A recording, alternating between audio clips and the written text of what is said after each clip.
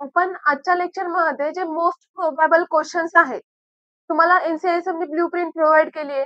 त्यामध्ये तुम्हाला एलएक्यू ला फर्स्ट एलएक्यू कोणत्या अध्यायावर असेल हे सांगितलेलं आहे. मग त्या अध्यायामधलेही कोणते क्वेश्चन्स पडू शकतात हे आपण या लेक्चरमध्ये बघणार आहोत. ठीक आहे. काय होतं आपलं की आपल्याला अध्यायाचे अध्याय माहिती असते, पण त्या अध्यायामध्ये कोणतं क्वेश्चन आला तर कशा प्रकारे लिहायचं किंवा कोणते पॉइंट्स आले पाहिजे तिथं आपल्याला कन्फ्युजन होतं क्रिएट. ठीक आहे. किंवा हे तुम्हाला रिव्हिजनच्या वेळेस पण हेल्प ठरेल, कारण की आपण प्रत्येक एलएक्यू किंवा एसएक्यू जो आहे त्या क्वेश्चन मध्ये कोणत्या चॅप्टर्स आहेत, त्या चॅप्टर्स मध्ये कोणते क्वेश्चन्स येऊ शकतात हे तुम्हाला मी इथे सांगणार आहे. तेव्हा तुम्ही एक बॅक ऑफ द माइंड तुमचं चालू राहू दे की मला हा क्वेश्चन येतो का, मग याच्यामध्ये कोणते कोणते पॉइंट्स आले पाहिजे, मी काय सांगतेय आणि तुम्ही कशा प्रकारे त्याचा विचार करत होते, हे सगळे पॉइंट्स कंबाईन करायचे आहेत आणि फायनल रिझल्ट म्हणजे फायनली तो क्वेश्चन मध्ये काय आन्सर लिहायचे हे तुम्हाला कळालं पाहिजे. ठीक आहे. आता आपण प्रत्येक क्वेश्चन मधले जे काही चॅप्टर्स आहेत त्यामधले तुम्हाला इम्पॉर्टंट पॉइंट सांगणार आहे, ते सुद्धा तुम्ही नोट करून घ्या किंवा वर टिक केलं तरी चालून जाईल. फर्स्ट जे काय एलएक्यू बघतोय आपण, एलएक्यू मध्ये फर्स्ट एलएक्यू तुम्हाला एक्सपेक्टेड आहे अष्टांग हृदयचा जे काही पहिला अध्याय आहे त्याच्यावर किंवा चरक सूत्रस्थानचा पहिला अध्याय. अष्टांग हृदय फर्स्ट, चरक सूत्रस्थान फर्स्ट, चरक सूत्रस्थान 9 और चरक सूत्रस्थान 10. 4 अध्यायापैकी एक एलएक्यू कन्फर्म. ठीक आहे. मग कोणता एलएक्यू येऊ शकतो तेच आपण आता लगेच बघून घेऊया. हे बघा, अष्टांग हृदयचा पहिल्या अध्यायामध्ये एलएक्यू येण्यासारखा पॉइंट म्हणजे सामान्य विशेष सिद्धांत आणि सेकंड पॉइंट आणखीन एक आहे व्याधींचं वर्गीकरण. तुम्हाला जे साध्य असाध्य हे व्याधी सांगितले त्या व्याधींचं वर्गीकरण पण इथं येऊ शकतं. ठीक आहे. व्याधी वर्गीकरण. ओके. पहिल्या अध्यायामधून मोस्ट प्रोबॅबल हेच येईल असं सांगत नाहीये, परंतु 95% चान्सेस आहेत की हे क्वेश्चन्स येऊ शकतात म्हणून. ओके. फर्स्ट अध्यायामधून मे बी सामान्य विषय सिद्धांत येईल किंवा व्याधी वर्गीकरण येईल. चरक सूत्रस्थानच्या पहिल्या अध्यायामध्ये पण सामान्य विषय सिद्धांत सांगितलाय, म्हणजे हे 2 पॉइंट्स कॉमन होत आहेत. आणि चरक सूत्रस्थानच्या 9व्या अध्यायामध्ये तुम्हाला चतुष्पाद सांगितलेले आहे. चतुष्पाद अष्टांग हृदयाच्या पहिल्या अध्यायात पण सांगितलंय, तिथून पण येऊ शकतं किंवा इथून पण येऊ शकतो चतुष्पाद. ठीक आहे. आणि मी लेक्चर्स मध्ये पण तुम्हाला ह्या गोष्टी क्लिअर केल्या होत्या. चरक सूत्रस्थान किंवा चरकानुसार चतुष्पाद लिहा असं जर आलं तर तुम्ही चरकांचा श्लोक टाकायचा आहे, तिथे अष्टांग हृदयाचा श्लोक टाकू नका. जर चरकचा श्लोक माहिती नसेल तर श्लोकच लिहू नका, डायरेक्ट एक्सप्लेनेशन लिहा. ठीक आहे. कारण की चरकनुसार लिहायला आला आणि तुम्ही अष्टांग हृदयाचा जर श्लोक टाकला तर तिथे तुम्हाला 0 मार्क्स भेटतील. त्यामुळे सरळ एक्सप्लेनेशन लिहा. ठीक आहे. आणि अष्टांग हृदयानुसार जर एक्सप्लेन आलं तर तुम्ही श्लोक टाकू शकता. आणि तिसरी गोष्ट, काहीच नाही आलं चतुष्पाद एक्सप्लेन करा, चिकित्सा चतुष्पाद स्पष्ट करा, असा जर क्वेश्चन आला सिंपल तर जे तुम्हाला श्लोक ज्याचा येतो किंवा ज्याचं इझी जातं त्यानुसार लिहा. Clear points. आणि याचंच नाही प्रत्येक गोष्टींचंच असं आहे, कारण की खूप सारे पॉइंट अष्टांग आणि चरक मध्ये सेम आहेत, तर मग एक्झाम मध्ये स्पेसिफिक मेन्शन केलं जातं. जर नाही केलं तर मला जे चांगल्या प्रकारे येतं त्या प्रकारे लिहा. ओके. आणि चरकच्या 10व्या अध्यायामधून व्याधी वर्गीकरण क्वेश्चन येऊ शकतं. म्हणजे इथं हा एक कॉमन क्वेश्चन आहे, हे 2 पण कॉमन क्वेश्चन आहे आणि हा एक तिसरा क्वेश्चन येऊ शकतो, मे बी येऊ शकतो. ओके. क्लिअर सगळ्यांना. एलएक्यू फर्स्ट अष्टांगच्या पहिल्या अध्यायावर, चरकच्या पहिल्या अध्यायावर, चरकच्या 9व्या और चरकच्या 10व्या अध्यायावर. आणि त्याच्यातले इम्पॉर्टंट क्वेश्चन सामान्य विषय सिद्धांत, चिकित्सा चतुष्पाद आणि व्याधी वर्गीकरण. ठीक आहे. हे पॉइंट वाईज लिहायचं आहे. नेक्स्ट बघा, सेकंड एलएक्यू. सेकंड एलएक्यू अष्टांग हृदयाच्या दुसऱ्या अध्याय म्हणजे दिनचर्या अध्यायावर येऊ शकतं किंवा अष्टांग हृदयाच्या तिसऱ्या अध्यायावर येऊ शकतं किंवा चरकच्या 5व्या अध्यायावर अर्धचरकच्या 6व्या अध्याय. चरकचा 5वा 6वा आणि अष्टांगचा 2रा 3रा. आता बघा कोणकोणते क्वेश्चन्स येऊ शकतात त्याच्यामध्ये. अष्टांगचा 2रा अध्याय तुम्हाला माहिती आहे, त्याच्यामध्ये दिनचर्या अध्याय आहे. तुम्हाला डायरेक्ट क्वेश्चन येतो की दिनचर्या अष्टांग हृदयानुसार वर्णन करा. तर तुम्हाला यामध्ये जे काही तुम्हाला पॉइंट सांगितलेले आहेत ते सगळे पॉइंट्स लिहिणं खूप महत्वाचं आहे. सॉरी आपल्याला झूम झालंय थोडंसं. ओके. एलएक्यू सेकंड एलएक्यू साठी आपण पॉइंट फक्त एक तर दिनचर्या पूर्ण वर्णन करा पॉइंट येईल तुम्हाला किंवा ऋतुचर्या आणि ऋतुस्पंदी वर्णन करा. सॉरी ऋतुचर्या डायरेक्ट नाही येणार, एखादा ऋतू दिला जाईल, हेमंत ऋतू दिला जाईल, हेमंत ऋतू वर्णन करून ऋतुसंधी वर्णन करा, असं तुम्हाला क्वेश्चन येऊ शकतो. ठीक आहे. स्पष्ट दिनचर्या वर्णन करा किंवा दिनचर्यामध्ये पॉइंट्स येतील, जसे की अभ्यंग, स्नान, मर्दन, व्यायाम हे वर्णन करा किंवा यामध्ये सदव्रत वर्णन करा, असे क्वेश्चन येऊ शकतो. ठीक आहे. नंतर चरकच्या 5व्या अध्यायामध्ये पण तेच, मात्रा शिती अध्यायामध्ये दिनचर्या सांगितलेली आहे. तिथली तुम्ही दिनचर्या लिहिली तरी चालेल. तिथे थोडे जास्त पॉइंट आहेत, आय थिंक 17-18 पॉइंट आहेत. जसे जसे तसे त्यानुसार लिहा. ठीक आहे. अकॉर्डिंग टू चरक असं तुम्हाला मेन्शन केलंच आहे. ठीक आहे. दिनचर्या अकॉर्डिंग टू चरक आलं तर तुम्हाला जे चरक सूत्रसंख्या 5व्या अध्यायात दिले ते लिहायचे आणि अष्टांगनुसार आलं तर लिहायचे दुसऱ्या अध्यायात लिहायचे. नंतर 6व्या अध्यायामध्ये पण ऋतू सांगितले चरकांनी. तिथे पण सेम क्वेश्चन, एक ऋतू येईल आणि ऋतुसंधी वर्णन करा किंवा आदान काळ आणि विसर्ग काळ यामधला डिफरन्स वर्णन करा, हे क्वेश्चन येऊ शकते. LAQ ला 2 क्वेश्चन मर्ज करून जर आले तर ऋतू बरोबर एक तर ऋतुसंधी येईल किंवा आदान काळ आणि विसर्ग काळातला डिफरन्स वर्णन करा, हे येईल. ठीक आहे. क्लिअर सगळ्यांना? दुसरा LAQ क्लिअर, दिनचर्या किंवा ऋतुचर्या या दोन्हीपैकी एक. तर बघा त्यांनी पण जेव्हा ते चॅप्टर्स देत आहेत ना, चॅप्टर्स देताना पण त्यांनी कन्फ्युजन क्रिएट करण्यासारखे टॉपिक असे अजिबात दिलेले नाही. तर दुसरा LAQ एक दिनचर्या चरक किंवा अष्टांग कशानुसारही वर्णन करायला सांगू शकतात आणि ऋतुचर्याचं तेच आहे. ठीक आहे. म्हणून क्वेश्चन प्रॉपर वाचायचा आहे. ब्रॅकेटमध्ये चरकाचार्य आहेत का अष्टांग हृदय हे वाचायचं आहे. आपण ते न वाचता फक्त दिनचर्या वर्णन करा हेच वाचतो, चरकानुसार का अष्टांग हृदयानुसार हे वाचत नाही. त्यामुळे क्वेश्चन्स प्रॉपर वाचणं खूप जास्त गरजेचं आहे. Third LAQ. थर्ड LAQ साठी टॉपिक बघा, अष्टांग हृदयचा 11वा, त्याचबरोबर अष्टांग हृदयचा 12वा अध्याय, अष्टांग हृदयचा 13वा अध्याय, अष्टांग हृदयचा 14वा अध्याय. ओके. 11, 12, 13, 14 आणि चरक सूत्रस्थांचा 12वा. ओके. मोस्टली 11, 12, 13, 14 यावरूनच एक क्वेश्चन येतो. चरक सूत्रस्थांच्या 12व्या अध्यायावर मोस्ट प्रोबॅबल चान्सेस आहेत की येणार नाही, परंतु तो एकदा वाचून ठेवा. एकदम इझी आहे, सगळं वाताबद्दलच त्याच्यामध्ये दिलेलं आहे. ठीक आहे. त्याच्यात क्वेश्चन्स येण्याचे चान्सेस बघा. थर्ड LAQ इथून सुरू होते. ओके. सगळ्यांना विजिबल आहे ना? जर अष्टांग हृदयाच्या 11व्या अध्यायावर जर क्वेश्चन आला तर तुम्हाला दोष, धातू, मल यापैकी कोणताही एक देतील. त्याचे प्राकृत कार्य, क्षय, वृद्धी, चिकित्सा हे पॉइंट्स विचारले जातील. जे मी तुम्हाला चार्ट्स प्रोव्हाइड केलेले आहेत ते चार्ट जसेला तसे वाचा. श्लोक माहिती असतील तर श्लोक एक्झामला जाण्याच्या आदल्या दिवशी प्रॉपर त्याचं रिव्हिजन झालंच. ठीक आहे. मग तुम्हाला पाठूनचे प्राकृत कार्य, क्षय, वृद्धी, चिकित्सा येऊ शकतं, दोषांचं येऊ शकतं किंवा मलाचं येऊ शकतं. ठीक आहे. 12व्या अध्यायामध्ये सगळंच महत्वाचं आहे 12व्या अध्यायामध्ये ऍक्च्युअली मध्ये, पण त्यातल्या त्यात तुम्हाला जे काही दोषांचे प्रकार सांगितले, त्यांचे प्रमुख कार्य आणि स्थान सांगितले ते व्यवस्थित करायचं आहे. त्याचबरोबर त्रिविध रोग मार्ग करायचे, त्रिविध रोगाचे जे काही कारणे आहेत ते कारणे करायचे आहे. ठीक आहे. 12व्या अध्यायामध्ये त्रिविध हेतू,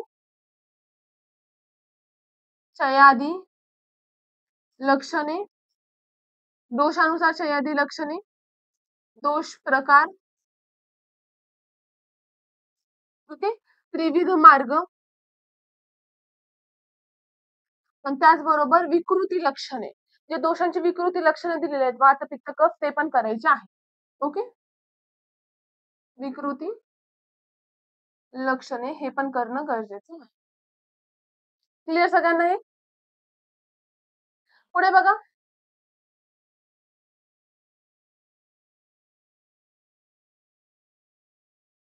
चौथा क्वेश्चन, LAQ मध्ये चौथा क्वेश्चन एकतर अष्टांग हृदयाच्या 8व्या अध्यायावर येईल किंवा अष्टांग हृदयाच्या 9व्या अध्यायावर, 10व्या अध्यायावर और चरक सूत्रसंख्या 11व्या अध्यायावर किंवा अष्टांगचा 4था अध्याय, चरकचा 7वा अध्याय सांगितलं.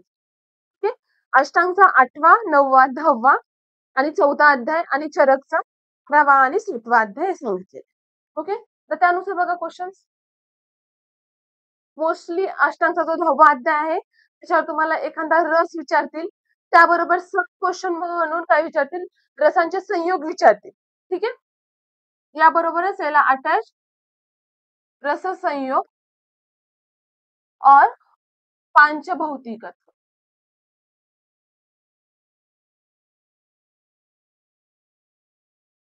जे काही रसांचे पांचभौतिकत्व सांगितलेलं आहे ते विचारतील इथं. ठीक आहे. रसाबरोबर अटॅच क्वेश्चन म्हणून.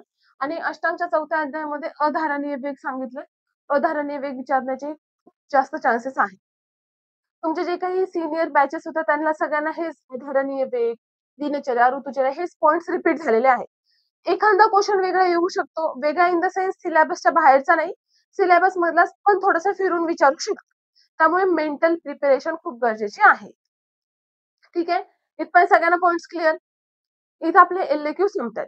चारही एलएक्यू मध्ये कोणते अध्याय येतात आणि त्या अध्यायामध्ये काय काय इम्पॉर्टंट पॉइंट्स आहेत ते मी तुम्हाला इथे सांगितले. ठीक आहे. जर याच्यामध्ये कोणाला डाऊट असतील तर लगेच डाऊट्स क्लिअर करा मेसेज वगैरे करून. आपल्याकडे कमी वेळ राहिलेली. ठीक आहे. आता आपण पुढे बघूया एसएक्यू कशा प्रकारे विचारले जाऊ शकतात. पुढच्या पॅटर्न मध्ये एलएक्यू बघितले त्याच पॅटर्न मध्ये एसएक्यू ला काय काय इम्पॉर्टंट पॉइंट आहे ते बघूया. ठीक आहे. फर्स्ट एसएक्यू ला सांगितलेलं अष्टम हृदयाच्या पहिल्या अध्यायावर येईल और चरक सूत्रस्थानचा 9वा अध्याय और चरक सूत्रस्थानचा 10वा अध्याय. ठीक आहे. 3 टॉपिक दिले. अष्टांग हृदय पहिला अध्याय, चरक सूत्रस्थानचा 9वा आणि चरक सूत्रस्थानचा 10वा अध्याय. मग त्यापैकी कोणते क्वेश्चन्स असू शकतात? तर जो काही आपण पहिला अध्याय बघितला त्यामध्ये आपल्याला इम्पॉर्टंट म्हटलं तर चतुष्पाद आपल्याला इम्पॉर्टंट आहे त्याच्यामध्ये. ठीक आहे. मग ते तिथे सांगितलेलं आहे. पहिल्या अध्यायामध्ये चतुष्पाद. ठीक आहे. त्याबरोबर व्याधी वर्गीकरण. एलएक्यू ला पण आपण व्याधी वर्गीकरण बघितलं. परंतु तुम्हाला जेव्हा एसएक्यू ला येईल तेव्हा तितकंच तुम्हाला कॉम्प्रोमाइज फॉर्म मध्ये लिहायचं आहे. ठीक आहे. म्हणजे एलएक्यू ला लिहिताना कोणते पॉइंट्स लिहायचे आणि एसएक्यू ला लिहिताना कोणते पॉइंट्स लिहायचे हे आपले पॉइंट्स क्लिअर असले पाहिजे. जर तुम्ही इथं व्याधी वर्गीकरण एलएक्यू सारखं लिहित बसलं तर तुमचा फालतूमध्ये टाइम तिथं वेस्ट होणार. ओके. त्याचबरोबर रोगी परीक्षा, रोग परीक्षा हा हे पण कन्फ्युजन क्रिएट करणार आहे. तुम्हाला रोग परीक्षा विचारले का रोगी परीक्षा विचारले हे तुम्हाला आधी व्यवस्थित क्वेश्चन वाचायचा नंतर त्याचा आन्सर लिहायचा. नंतर 4थ्या अध्यायामध्ये चतुष्पाद सांगितलेत आणि 10व्या अध्यायामध्ये व्याधींचं वर्गीकरण सांगितलेलं. म्हणजे 2 पॉइंट्स तरी वर रिपीट होत आहेत. रोग परीक्षा आणि रोगी परीक्षा हे पण तुम्हाला एससीक्यू साठी विचारलं जाऊ शकतं. ओके. हा झाला तुमचा पहिला एससीक्यू. सेकंड एससीक्यू बघा. अष्टांग हृदयचा 2रा अध्याय, अष्टांग हृदयचा 8वा अध्याय, चरकचा आपल्याला इथं 5वा अध्याय आणि चरकचा 8वा अध्याय म्हणजे अष्टांगचे 2 अध्याय, चरकचे 2 अध्याय असं सांगितले. ठीक आहे. त्यानुसार अष्टांगच्या 2ऱ्या अध्यायामध्ये तुम्हाला दशविध पापकर्म दिलेले आहे. ते एक्सप्लेन करा असा येऊ शकतो किंवा व्यायाम. व्यायामवर सेपरेट शॉर्ट नोट तुम्हाला पडते. ते तुम्हाला व्यवस्थित करायचं आहे. दशविध पापकर्मामध्ये जास्त एक्सप्लेनेशन न लिहिता शॉर्ट मध्ये एक्सप्लेनेशन लिहिलं तरी चालेल. नंतर 8व्या अध्यायामध्ये अजीर्ण, अजीर्णाची लक्षणे, अजीर्णाचे जे काही प्रकार सांगितले ते तुम्हाला लिहिणं गरजेचं आहे. अनुपानाबद्दल जे काही तुम्हाला मी एका पेजची शॉर्ट नोट दिलेली आहे. जसं तशी तुम्ही जर एक्झाम मध्ये लिहिली तरी तुम्हाला मॅक्झिमम स्कोर होऊ शकतो. ओके. देन चरकच्या 5व्या अध्यायामध्ये धूमपान सांगितलंय. म्हणजे बरेच पॉइंट सांगितले तर त्यातल्या त्यातही 95% चान्सेस कोणते कोणते पॉइंट पडायचे ते आपण इथे बघणार आहोत. ठीक आहे. धूमपान, अणुतेल निर्माण विधी हे पण एक महत्वाचं. ओके. आता इथे एक कन्फ्युजन होतं एका स्टुडंटचं की मॅम अणुतेल निर्माण विधी तुम्ही जे काही लेक्चर मध्ये सांगितली ती वेगळी आहे आणि ते वेगळी आहे. त्याचा रेफरन्स वेगळा असू शकतो. जे काही त्याच्यामध्ये प्रमाण सांगितले ते अष्टांगने वेगळे सांगितलेत, चरकने वेगळे सांगितलेत. त्यामुळे जर तुम्ही फॉलो करत असाल तर प्रॉपर एकच फॉलो करा. जो काही ग्रंथकार आहे त्या ग्रंथकारालाच फॉलो करा. ओके. देन चरकच्या 8व्या अध्यायामध्ये इंद्रिय पंचक स्पष्ट करा अशी शॉर्ट नोट त्याच्यावर येऊ शकते. थर्ड एसक्यू साठी टॉपिक सांगितले.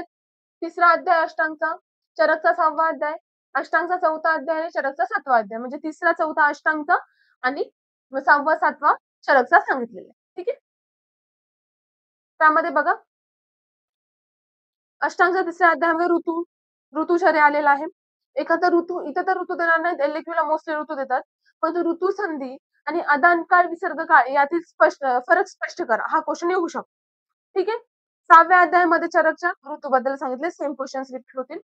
4थ्या अध्यायामध्ये धारणीय किंवा अधारणीय वेग सांगितलेले आहे. पण तिथे धारणीय आले का अधारणीय आले त्यानुसार तुम्हाला इथं लिहिणं एक्सपेक्टेड आहे. आणि चरक हा चार्यानुसार आहे का अष्टांग हृदयानुसार आहे ते पण प्रॉपर वाचायचं आहे. कारण की याच क्वेश्चन मध्ये तुम्हाला चरकच्या 7व्या अध्यायातला पण क्वेश्चन येण्याचे चान्सेस असतात. म्हणून ब्रॅकेट मध्ये तुम्हाला दिलं जाईल की चरक किंवा वाग्भट. त्यानुसार वाचून तुम्हाला ते लिहायचं आहे. ओके. ऋतू किंवा वेग यापैकी एक क्वेश्चन तुम्हाला 3रा एसएक्यू असू शकतो. चौथा चौथा एसएक्यू मध्ये काय काय पॉईंट सांगितलेत बघा. अष्टांगचा 11वा अध्याय, अष्टांगचा 12वा अध्याय आणि चरकचा 12वा अध्याय सांगितलेला आहे. ओके. अष्टांगच्या 12व्या अध्यायामध्ये तुम्हाला दोष, धातू, बल यांचे प्राकृत कार्य, वृद्धी, क्षय आणि त्यांची चिकित्सा हे दिलेले आहेत पॉइंट. चौथा बघतो आपण. चौथ्यामध्ये तेच दोष, धातू, मल यांचं वृद्धी, क्षय याचे जर श्लोक पाठ असतील तर श्लोक असेल तसे टाका, किंवा जर लक्षणे माहिती असेल तर संस्कृत वर्ड्स वापरायचा प्रयत्न करा. आणि ओज ओज हा एक खूप महत्वाचा पॉइंट आहे. प्रिव्हियस इयरला पण 2-3 वेळेस रिपीट झालेला आहे. त्यामुळे ओजला स्पेशल मार्किंग दिलेली आहे. नंतर 12व्या अध्यायामधून दोषाचे प्रकार, वात, पित्त, कफ किंवा त्यांची स्थाने आणि कार्य लिहा असं तुम्हाला येऊ शकतं. ठीक आहे. त्याचबरोबर चरकच्या 12व्या अध्यायामध्ये वाताचे गुण, वाताची वृद्धी, क्षय सांगितली आहे. जर चरकानुसार आलं, सेम क्वेश्चन बघा. वातदोषाची वृद्धी, क्षय आणि प्राकृत कार्य वर्णन करा. ब्रॅकेटमध्ये चरक असेल तर 12व्या अध्यायाचा रेफरन्स असेल, वाग्भट असेल तर अष्टांगच्या 12व्या अध्यायाचा रेफरन्स असेल. ओके, क्लिअर सगळ्यांना? पुढचा बघा. 5 नंबरचा 5 नंबरचा एसए तुम्हाला चरक सूत्रस्थांच्या पहिल्या अध्यायावर आहे. चरक सूत्रस्थांच्या पहिल्या अध्यायावर मोस्ट प्रॉबल चान्सेस आहेत की त्रिसूत्र वर्णन करा आयुर्वेदानुसार. हेतू, लिंग, औषध त्याचा जो काही पूर्ण चार्ट दिलाय मी नोट्स मध्ये, तो चार्ट जशाला तसा लिहिला तरीही चालेल. ठीक आहे. त्याबरोबर षडपदार्थ षडपदार्थाचं एकदम शॉर्ट मध्ये एक्सप्लेनेशन लिहायला तिथं एक्सपेक्टेड आहे. ओके. किंवा तुम्हाला इथं सामान्य विषय सिद्धांत विचारला जाऊ शकतो. सामान्य विषय सिद्धांताचा एलएक्यूचा पॉइंट आहे, परंतु इथं त्यांनी जर विचारला तर विचारला जाऊ शकतो. मग जर इथं तुम्हाला विचारला तर तुम्हाला पॉइंट ऑफ व्ह्यूने आन्सर लिहायचा आहे. एलएक्यूच्या पॉइंट ऑफ व्ह्यूने किती कंटेंट टाकायचं हे तुम्हाला तिथं ठरवावं लागेल. ओके. नेक्स्ट 6 नंबर 6 नंबरचे एसएक्यू अष्टांगच्या 5व्या अध्यायावर, अष्टांगच्या 6व्या अध्यायावर, चरकचा 2रा अध्याय, चरकचा 3रा अध्याय किंवा चरकचा 4था अध्याय आणि अष्टांगचा 15वा अध्याय. ओके. जर तुम्ही ब्ल्यू प्रिंट खाली खाली बघत गेला तर 15व्या अध्यायावर फक्त एमसीक्यू सांगितले, म्हणून तो अध्याय तुम्ही स्किप केला तरी चालेल. पण कधी कधी त्याच्यावर पण क्वेश्चन विचारले जातात. एकदा तुम्ही वाचून घ्या तो. ठीक आहे. 5वा अध्याय अष्टांगचा आणि 6वा अध्याय याच्यावरच मोस्टली एसएक्यू येतात त्याच्यामध्ये. मग त्याच्यामध्ये बघा 5व्या अध्यायामध्ये सगळ्यात तुम्हाला द्रव्य सांगितलेले आहे. त्याच्यामध्ये तैल, मद्य हे सगळ्यात महत्वाचे आहे. त्याचबरोबर क्षीर वर्ग पण एकदा वाचून घ्यायचा आहे. तसेच 6व्या अध्यायामध्ये मृतान्न वर्ग, मांस वर्ग आणि औषधी वर्ग. प्रिव्हियस इयरला जर रिपीट झालेला क्वेश्चन म्हटलं तर तुम्ही मांस वर्गामध्ये जे काही वर्गीकरण सांगितले 8 प्रकारचे मांस सांगितलेले आहेत ते बऱ्याच वेळेस क्वेश्चन आलेला आहे. ते एकदा वर्गीकरण वाचून घ्या. ठीक आहे. त्याचबरोबर चरकच्या 4थ्या अध्यायामध्ये पंचविध कषाय कल्पना हा पण खूप वेळेस विचारलेला आहे. ठीक आहे. पंचविध कषाय कल्पना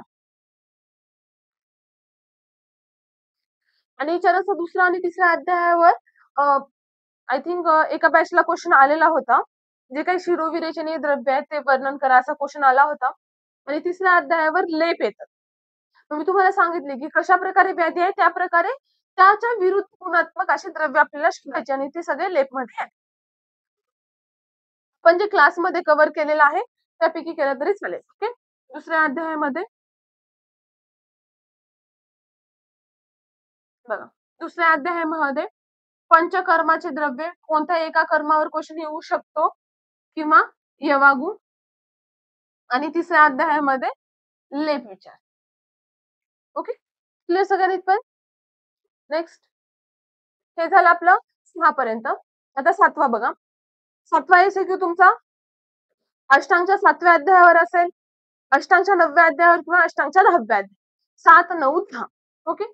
त्या प्रकारे बघा. जर अष्टांगच्या 7व्या अध्यायावर आला तर विरुद्धाहाराबद्दल विचारतील. विरुद्धाहाराचं डिटेल मध्ये तुम्हाला नोट्स प्रोव्हाइड केलेल्या आहेत. त्या तुम्ही एकदा तरी वाचल्या तरी सफिशियंट. ठीक आहे. त्याचबरोबर सविष अन्न परीक्षा, अग्नी परीक्षा, प्राण्यानुसार परीक्षा कशी केली जाते किंवा फळांच्या परीक्षा दिलेल्या आहेत तुम्हाला. त्या तुम्हाला व्यवस्थित करणं गरजेचं आहे आणि त्रयस्तंभ करणं गरजेचं. ओके. 9व्या अध्यायामध्ये वीर्य, विपाक आणि द्रव्य वीर्य, विपाक, द्रव्य. कॉमन क्वेश्चन येतो वीर्य प्रभाव स्पष्ट करा म्हणून किंवा द्रव्यांचं पांचभौतिकत्व, पांचभौतिक द्रव्य वर्णन करून त्याची कार्य लिहा, असं पण क्वेश्चन येऊ शकतो. ठीक आहे, त्यामुळे इथे हे दोन्ही पॉइंट्स महत्वाचे आहेत. आणि 10व्या अध्यायामध्ये सिंपल रस विचारतील तुम्हाला कोणता तरी एक. ठीक आहे, 10वा अध्याय करायचाच आहे तुम्हाला. जे काही 6 रस सांगितले त्या 6 रसापैकी एक तरी रस एक्झाम मध्ये असतो. मे बी SAQ ला असो किंवा LAQ ला असो. म्हणून तो अध्याय स्किप करून चालणार नाही.